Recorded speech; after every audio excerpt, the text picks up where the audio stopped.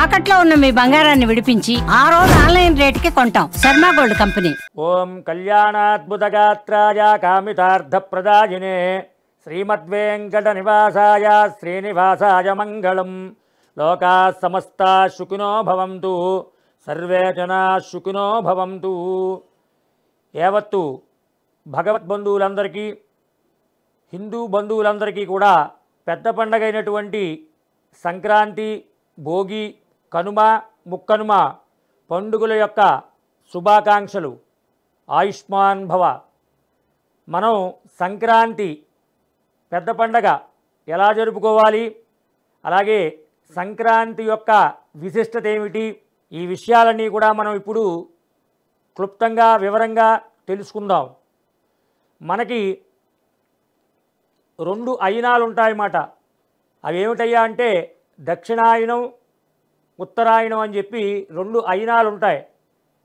ఈ ఉత్తరాయణ పుణ్యకాలం అంతా కూడా పితృదేవతల్ని కొలుస్తూ ఉంటారన్నమాట. దక్షిణాయన పుణ్యకాలంలో దేవతల్ని కొలుస్తూ ఉంటారన్నమాట. అయితే ప్రతి నెల కూడా మనం ఉగాది నుంచి ప్రతి మాసము కూడా తీసుకుంటే ఒక్కొక్క మాసంలో ఒక్కో పండుగ అనేది కంటిన్యూషన్ వస్తూనే ఉంటుందన్నమాట.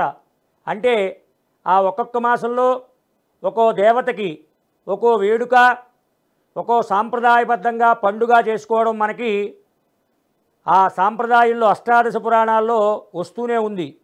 అయితే ఈ యొక్క ఉత్తరాయణ పుణ్యకాలం మనకి జనవరి 14వ తారీఖు నుంచి ప్రారంభమవుతుందన్నమాట. అనుగా ఈ రవి ఈ ఉత్తరాయణ పుణ్యకాలంలో మకర రాశిలో ప్రవేశిస్తాడన్నమాట. ముఖ్యంగా ఈ పండగంతా కూడా భౌగోళిక వాతావరణానికి సంబంధించిన పండుగగా మనం చెప్పుకోవచ్చు. అంటే ముఖ్యంగా రైతులు ఎక్కువగా ఈ యొక్క పండగని అత్యంత సంతోషంగా, ఆనందదాయకంగా జరుపుకుంటారు. అంటే పంచభూతాల్ని ఈ పండగలో ప్రజలంతా కూడా కొలవడం అనేది మనం చూస్తూ ఉంటాం. ఈ సంక్రాంతిని భోగి, కనుమ, ముక్కనుమ అని చెప్పి మనం 4 విభాగాలుగా విభజించి ఈ పండగని జరుపుకోవాలి. అయితే ఉత్తరాయణ పుణ్యకాలంలో వాతావరణంలో కొన్ని మార్పులు అనేవి ఏర్పడతాయి. అవి ఏమిటయ్యా అంటే భూమి తన చుట్టూ తాను తిరుగుతూ సూర్యుడి చుట్టూ తిరగడం, పరిభ్రమిస్తూ ఉండడం మనం గమనించవచ్చు. ఉత్తరాయణ పుణ్యకాలం మనకి 6 నెలలు ఉంటుందన్నమాట. ఈ 6 నెలలు కూడా మనకి ఎటువంటి శక్తి ఉంటుందంటే శారీరకంగా దృఢత్వాన్ని కలిగి ఉంటాం మనం. అంటే మన రక్తము, ఎముకలు, నరాలు, అలాగే మన శారీర దారుఢ్యం ఇదంతా కూడా ఉత్తేజితమవుతుందన్నమాట. అందువల్ల రైతులు వాళ్ళు ఏమిటంటే కాయ కష్టం ఎక్కువ చేస్తారు కాబట్టి ఈ 6 నెలలు కూడా వారికి పండుగే పండుగ ఉంటుంది. అలాగే దక్షిణాయన పుణ్యకాలానికి వచ్చేటప్పటికి ఈ ప్రభావం ఎక్కడుంటుందంటే అంటే ఖగోళంలో ఉండేటటువంటి గ్రహాల ప్రభావం మానసికంగా ఉంటుందన్నమాట దక్షిణాయన పుణ్యకాలంలో. ఉత్తరాయణ పుణ్యకాలం ఆ 6 నెలలు కూడా, ఉత్తరాయణ పుణ్యకాలం 6 నెలలు కూడా మనిషి యొక్క శారీరక ఆరోగ్యాన్ని కాపాడే విధంగా వాతావరణం ఏర్పడుతుంది. అందువల్ల రైతులకి చాలా ఆనందదాయకమైన పండుగగా మనం సంక్రాంతిని చెప్పవచ్చు.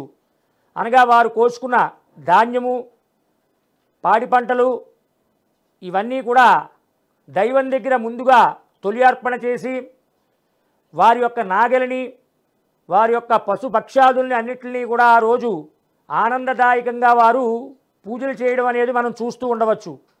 సంక్రాంతి రోజు ప్రధానంగా పితృతర్పణాలు అంటే గతించిన వంశంలో ఎవరైతే గతించారో వారి పేరు మీద ఇంటి దగ్గర ఈ ధార్మిక కార్యక్రమం అని ఉంటుంది. దాని పితృకార్యము అంటారు. అది ఖచ్చితంగా నెరవేర్చుకుని బ్రాహ్మణుల్ని, సాధువుల్ని కేకేసి వారికి అన్నవస్త్రాదులన్నీ కూడా దాన ధర్మాలు చేయాలి. అలాగే మనకి హరిదాసు గారు వస్తూ ఉంటారు. వారికి లేదు అనకుండా ఆ రోజు చక్కగా మనం ఉన్నంత స్తోమత ప్రకారం వారికి దాన ధర్మాలు అనేవి చేయాలి. అలాగే పొద్దున్నే మనకి చక్కగా సన్నాయి వాయిద్యం పట్టుకుని మనకి శుభం కలగాలని చెప్పి గంగిరెద్దుతోటి ఆ గంగిరెద్దు ఆయన కూడా మన ఇంటికి రావడం జరుగుతుంది. వారు కూడా వస్త్రాలు ధరించి మన ఇంటికి వచ్చి మనకి అన్ని ఆశీర్వాదాలు ఇస్తారు. వారిని కూడా మనం ఉత్తి చేతులతో వెళ్ళగొట్టకుండా, వారిని అవమానం చేయకుండా ఉన్నంత దాంట్లోనే దాన ధర్మాలు చేయాలని చెప్పి మనకి శాస్త్ర పురాణాలన్నీ కూడా చెప్తున్నాయి మాట. అయితే కనుమ రోజు మాంసప్రియులు ఉంటారు. అంటే మాంసాన్ని ఎక్కువగా భుజించేవారు, దాని మీద ఇష్టమైన వారు ఉంటారు. వారు కనుమ రోజున ఖచ్చితంగా మాంసాన్ని భుజించవచ్చని చెప్పి మనకి శాస్త్ర ప్రమాణంలో ఉంది కాబట్టి దానికి అడ్డేమీ లేదు. అలాగే సంక్రాంతి రోజు, కనుమ రోజు, ముక్కము రోజు కూడా సాంప్రదాయం ఏమిటయ్యా అంటే ఒక పెద్ద అరిటాకు వేసుకుంటారు. వారి వంశస్థులంతా కూడా, కుటుంబం అంతా కూడా అక్కడికి వచ్చి ఆ పెద్దాకులోనే పంచభక్ష పరవాన్నాలు అంటారు.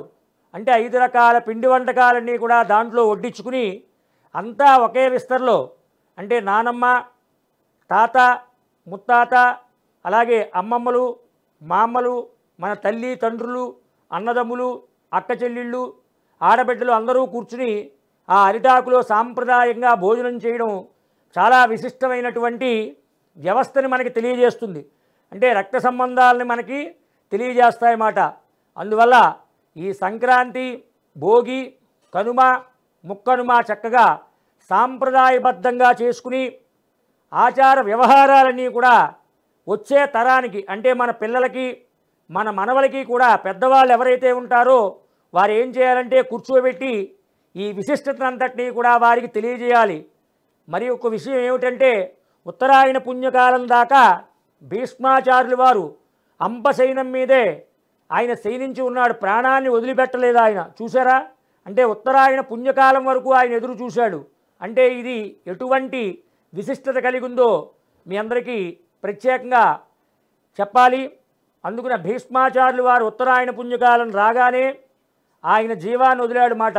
అంత విశిష్టత ఉత్తరాయణ పుణ్యకాలంలో ఉంది కాబట్టి గతించిన పెద్దవాళ్ళందరికీ కూడా తప్పనిసరిగా ఈ యొక్క ధార్మిక కార్యక్రమాలన్నీ కూడా చేసుకుని ఆనందదాయకంగా కొత్త వస్త్రాలు ధరించి పాడి పంటలు, అంటే భూమిని, అగ్నిని, అలాగే పశుభక్ష్యాదుల్ని, అలాగే ఈ నీటిని, వీటిలన్నిటినీ కూడా, అంటే పంచభూతాల్ని సాంప్రదాయబద్ధంగా వృక్షాలని, అంటే వృక్షాలను ఎప్పుడూ కూడా రక్షించాలి, వాటిని నరక్కూడదు మాట. వృక్షాన్ని ఎంత పెంచితే అంత మనకి ఆయుష్ ప్రమాణం పెరిగి రాను రానంతా కూడా పచ్చదనంగా ఉండి సస్యశ్యామలంగా ఉంటుంది మాట. ఈ విషయాలన్నీ కూడా తెలియజేయడానికి, అంటే వాతావరణాన్ని పూజించే పద్ధతే సంక్రాంతి పండగ మాట. అందరూ కూడా ఆనందదాయకంగా సంక్రాంతి పండుగలు చేసుకుని అత్యంత శక్తివంతమైనటువంటి శరీర దారుఢ్యాన్ని ఈ 6 నెలలు మీరు పొందుతారని చెప్పి మనవి చేస్తున్నా. లోకా సమస్తా సుఖినో భవంతు, సర్వే జనా సుఖినో భవంతు. ఓం తత్సతు.